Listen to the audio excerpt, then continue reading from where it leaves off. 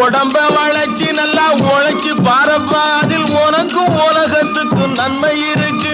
சும்மா உட்கார்ந்து இருந்துகிட்டு சேர்க்கிற பணத்துக்கு ஆபத்து இருக்கு. அது உனக்கு எதுக்கு? தாயித்து தாயித்து அம்மா தாயித்து தாயித்து. ஏய்யா, இதால பொம்பளைங்களை மயக்க முடியுமா? கண்ணும் கருத்துமே பெண்ணை கவர்ந்துடும், காதலும் வாழ்வும் தொடர்ந்துடும். கண்டா கண்ட பக்கம் திரிஞ்சா கையும் காலும் வாழ்வும் துண்டு துண்டா தொங்கும்படி நின்றுடும்.